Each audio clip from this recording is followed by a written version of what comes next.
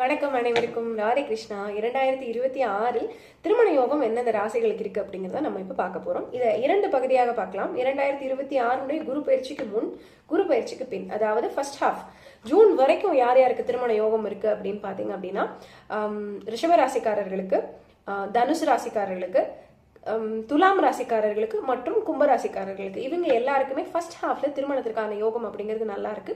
So இவங்க எல்லாருமே திருமண தேதி 2026 ஜூனுக்கு முன்னாடி பண்ணிடுறது நல்லது. மேக்சிமம் வைகாசில திருமணம் முடிச்சிடுறது நல்லது. இல்லைங்க எங்களுக்கு வரனே இப்பதான் அமைஞ்சிருக்கு அப்படின்னா நிச்சயமாவது பண்ணி வைத்துக் கொள்வது நல்லது. ஏன்னா இதுல நிறைய பேர் இன்னுமே அமையாம தான் இருக்காங்க. லாஸ்ட் இயர் நம்ம கிட்ட பார்த்தவங்களுமே இன்னும் அமையாம இருக்காங்க. ஸோ இவங்க எல்லாருமே ஃபர்ஸ்ட் ஹாஃப்ல முடிச்சுக்கணும்.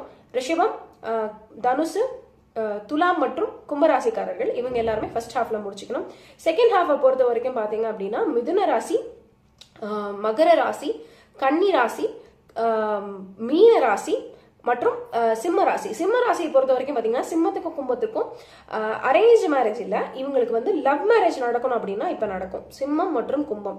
மற்ற நான் சொல்லக்கூடிய ராசிகள், அதாவது கடக ராசி, கன்னி ராசி, மகர ராசி மற்றும் மீன ராசி இவர்களுக்கு அரேஞ்ச் மேரேஜ் ரொம்ப நல்லாவே நடக்கும். லவ் மேரேஜும் இவங்களுக்கு நடக்கும், ஒன்றும் பிரச்சனை இல்லை.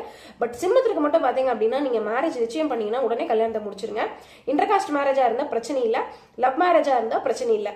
நீங்களா பார்த்து வைக்கிற திருமணம் நிச்சயிச்சு ஒரு 8 மாசம் கழிச்சு நான் கல்யாணம் வைக்கிறேன்னா கல்யாணம் நின்று போயிடும். சண்டை போட்டு பிரிஞ்சிருவாங்க. அந்த கப்பல் ஃபியான்சை விலகி சென்று விடுவார்கள். ஸோ அதனால இதை மட்டும் கவனமா பார்த்துக்கோங்க. மற்றும் ஒரு காணொலி உங்களை சந்திக்கும் வரை உங்களிடமிருந்து விடைபெறுவது உங்களுடைய ராஜலட்சுமி நாராயணன். உங்களுக்கு தனிப்பட்ட முறையில் உங்க ஜாதகம் பார்க்கணும், காதல் திருமணத்திற்காக பார்க்கணும், அல்லது திருமண பொருத்தத்திற்காக பார்க்கணும், உங்களுடைய வேலை விஷயத்துக்காக பார்க்கணும்னு எதுக்காக இருந்தாலும் மேலே தெரியக்கூடிய தொடர்பு எண்ணில் நீங்க வாட்ஸ்அப் பண்ணி உங்களோட அப்பாயின்மெண்ட் வாங்கிக்கலாம். நன்றி. ராதே கிருஷ்ணா.